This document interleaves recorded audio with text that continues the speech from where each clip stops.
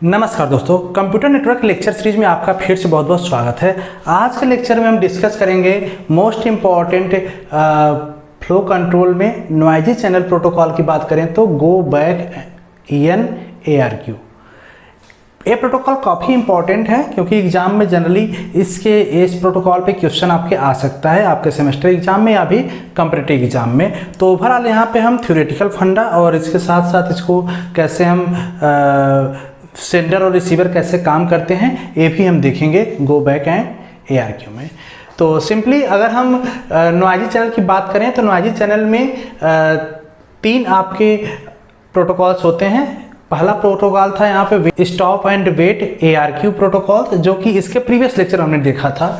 इसी noisy channel का second protocol होता है गो बैक एंड ARQ, और इसके थर्ड जो प्रोटोकॉल होता है नॉइजी चैनल के लिए सेलेक्टिव रिपीट ARQ होता है। लेकिन go back and ARQ and selective repeat ARQ जो भी अगला लेक्चर आएगा, ये दोनों प्रोटोकॉल्स की एक कैटेगरी होती है जिसको हम कहते हैं स्लाइडिंग विंडो प्रोटोकॉल्स। मतलब ये दोनों प्रोटोकॉल्स कहीं ना कहीं इस कंसेप्ट को फॉलो करते हैं। स्लाइडिंग विंडो मीन्स यहाँ पे एक विंडो साइज लेके चलता है, और वो विंडो क्या होता है, नंबर्स ऑफ फ्रेम सेंड करने से रिलेट करता है। जैसे अभी तक हमने प्रीवियस जितने भी प्रोटोकॉल्स देखे वहाँ पे हम सिंगल फ्रेम सेंड करते थे और उसका फिर एक्नॉलेजमेंट के लिए वेट करते थे, तभी हम नेक्स्ट फ्रेम सेंड करेंगे। लेकिन यहाँ पे विंडो का प्रोटोकॉल कंसेप्ट आने से क्या हो गया कि एक हम विंडो लेके चलेंगे, उस विंडो की साइज जितनी होगी उतने हम फ्रेम सेंड कर सकते हैं without waiting acknowledgement of first frame. ठीक है, तो कैसे काम करता है उसको हम यहाँ पे देखेंगे। तो पहले हम थ्योरेटिकल देख लेते हैं। Go back N ARQ uses concept of pipeline. It means sender send multiple frame before receiving acknowledgement of first frame. तो एक पाइपलाइन के कंसेप्ट यूज करेगा यहाँ पे। उस पाइप में जितने नंबर्स ऑफ फ्रेम होंगे आपको वो सेंड होंगे, लेकिन यहाँ पे जो फर्स्ट फ्रेम है उसका एक्नॉलेजमेंट का वेट नहीं करेगा। ठीक है, तो अभी हम इसको देखेंगे कैसे काम करेगा। सेकंड पॉइंट पे आते हैं, number of frame depend on size of window n। ध्यान दीजिए जो यहाँ पे n लिखा है गो बैक n का मतलब ही है विंडो साइज। विंडो साइज जितना दिया होगा उस पर डिपेंड करेगा कि नंबर ऑफ फ्रेम कितने सेंड होंगे। थर्ड पॉइंट देखते हैं, if acknowledgement not received of a frame with in A time out, means एक टाइम आउट के पीरियड में अगर कोई एक्नॉलेजमेंट नहीं आता है तो जब जिस भी फ्रेम का एक्नॉलेजमेंट नहीं आया उस टाइम विंडो में, जो विंडो साइज की बात किया, इस विंडो साइज में जितने भी फ्रेम होंगे वो सारे फ्रेम क्या होंगे, रीट्रांसमिट होंगे। ठीक है, तो एक इसका डिसएडवांटेज भी यही है कि अगर किसी एक का फीडबैक नहीं आता है तो विंडो में जितने भी आपके फ्रेम हैं उन सबको रीट्रांसमिट करना पड़ेगा। Next, the size of window determine the sequence number of frame. तो फ्रेम का एक सीक्वेंस नंबर भी होगा यहाँ पे, जैसे प्रीवियस में था। सीक्वेंस नंबर डिटरमाइन करने के लिए हम विंडो साइज के पे ही डिपेंड करेगा कितनी विंडो साइज है, तो उस हिसाब से क्या सीक्वेंस नंबर हम लेके चलेंगे। फॉर एग्जाम्पल अगर आपको बोला जाए 10 फ्रेम है और विंडो साइज केवल 2 है, मतलब 2 विंडो साइज ही हैं। ठीक है, मतलब एट ए टाइम 2 विंडो है तो 2 ही फ्रेम हम सेंड करेंगे without waiting the acknowledgement of previous one. ठीक है, तो अगर इस तरह है तो इस तरह से जब 10 फ्रेम है तो उसका सीक्वेंस नंबर हम कम करेंगे। कब कैसे करेंगे, देखिए यहाँ पे 2 ही हैं तो 2 मतलब एक को हम 0 ले सकते हैं, एक को 1, तो इस तरह से नंबरिंग करेंगे तो सीक्वेंस नंबर 10 फ्रेम का क्या होगा, 0 1 0 1 0 1 0 1 0 1। देखिए 1 2 3 4 5 6 7 8 9 10, इस तरह से नंबरिंग हो जाएगा 10 फ्रेम का। ठीक है, दूसरा एग्जांपल देखिएगा। सपोज बोला जाए नंबर ऑफ फ्रेम्स 10 है लेकिन विंडो साइज अगर 4 कर दिया जाए, विंडो साइज 4 कर दिया जाए मतलब विंडो साइज इस तरह से 4 साइज की हो जाए, तो इसकी नंबरिंग कैसे होगी, फ्रेम की, 10 फ्रेम की, मतलब विंडो की फ्रेमिंग में इसमें जो होंगे इसकी नंबरिंग कैसे होगी, 0 1 2 3। तो अब टोटल फ्रेम की साइज तो टोटल विंडो की साइज तो यही है, तो टोटल जो फ्रेम होगा उस फ्रेम की नंबरिंग हम कैसे करेंगे, 10 फ्रेम की नंबरिंग कुछ इस तरह से करेंगे। देखिए 0 1 2 3 यहाँ तक लेंगे, फिर से इसके बाद रिपीट कर जाएगा 0 1 2 3 0 1 2 3, और इसके बाद फिर से अगर बचा हुआ नंबर तो 0 1, देखिए तो 10 आपका यहाँ भी हो जाएंगे।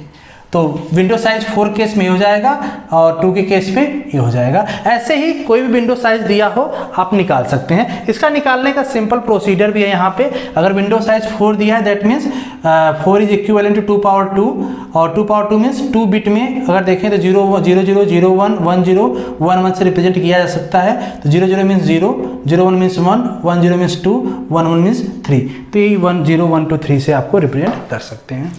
ठीक है, अब इसको हम एक सारे कंसेप्ट को हम इस एग्जाम्पल में देखेंगे। चलिए इस एग्जाम्पल देखते हैं। आपका फ्रेम साइज देखिए, फ्रेम कितना दिया हुआ, 0 से लेके 10 तक मीन्स 11 फ्रेम दिया हुआ है।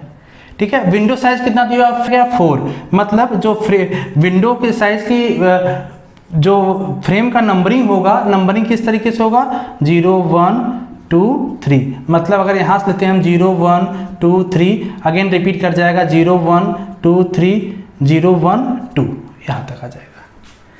ठीक है, फिलहाल अभी इस एग्जाम्पल को जब हम सॉल्व करेंगे तो हम 0 1 2 3 0 1 2 3 इसको इस मैनर को लेके नहीं चलेंगे, क्योंकि यहाँ पे कंफ्यूजन हो जाएगा आपको, क्योंकि ये चीज़ रिपीट कर जा रहा है। हम ये जो फ्रेम इसमें दिया हुआ है इसी फ्रेम को हम फ्रेम नंबर लेके चलेंगे, तो उससे आपको कन्फ्यूजन नहीं होगा कि कौन सा फ्रेम कहाँ पर सेंड हो रहा है।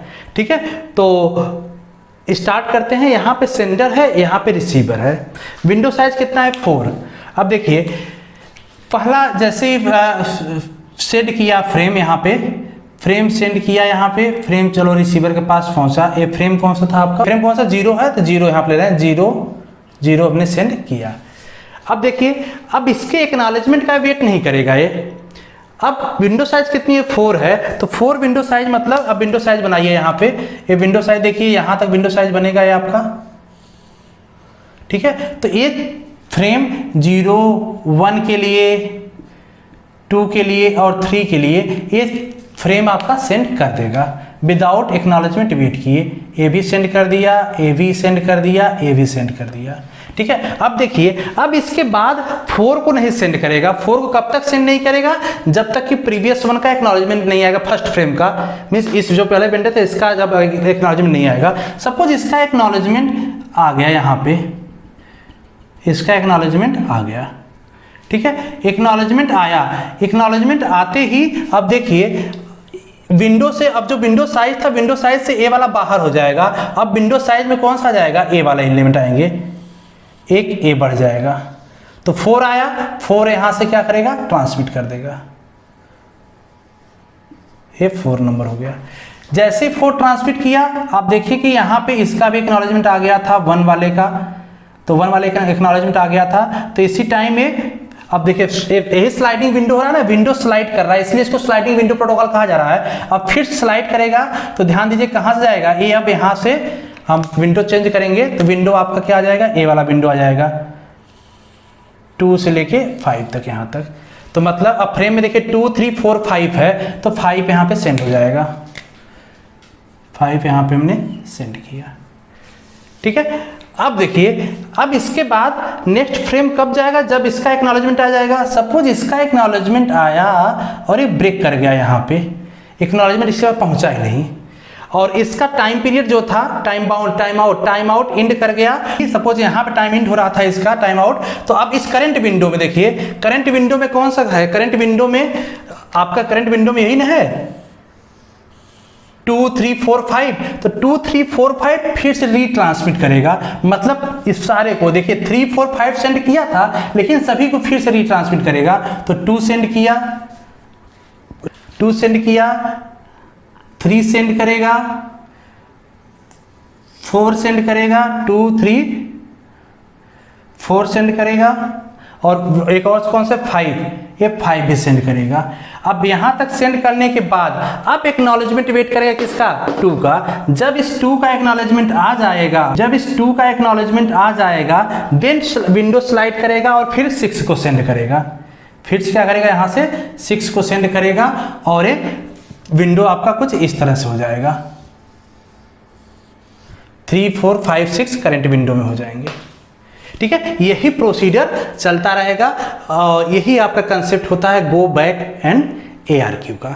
कोई कोई कंफ्यूजन है, डाउट हो तो कमेंट बॉक्स से आप कमेंट करके पूछ सकते हैं। अगर इसकी लिमिटेशंस की बात करें तो लिमिटेशंस में क्या आएगा, देखिए लिमिटेशंस में एक तो सबसे आपको लिमिटेशंस क्या दिख रहा होगा कि जैसे देखिए एक विंडो, जो विंडो हमने रीट्रांसमिट किया, अगर हम देखें तो 4, 5 हमने यहाँ पे सेंड 3, 4, 5 सेंड कर रखा था, लेकिन 2 का एक्नॉलेजमेंट न आने की वजह से 2, 3, 4, 5 सभी को फिर से रीसेंड करना पड़ा।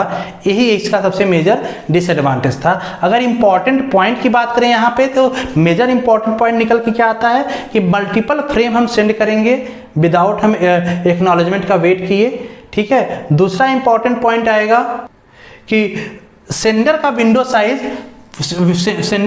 साइज तो n है, लेकिन रिसीवर, अगर रिसीवर के विंडो साइज देखें तो रिसीवर की विंडो साइज केवल 1 है। 1 मींस केवल एक ही करंट एक्नॉलेजमेंट सेंड कर रहा है, यहाँ पे एक्नॉलेजमेंट स्टोर नहीं कर सकता, तो एक्नॉलेजमेंट नंबर स्टोर नहीं करेगा। तो यहाँ पे सेंडर का तो विंडो साइज n है, जितने भी साइज आप ले लो, लेकिन रिसीवर का कितना होगा, केवल 1 हो रहा है। तो ये कुछ इंपॉर्टेंट पॉइंट थे।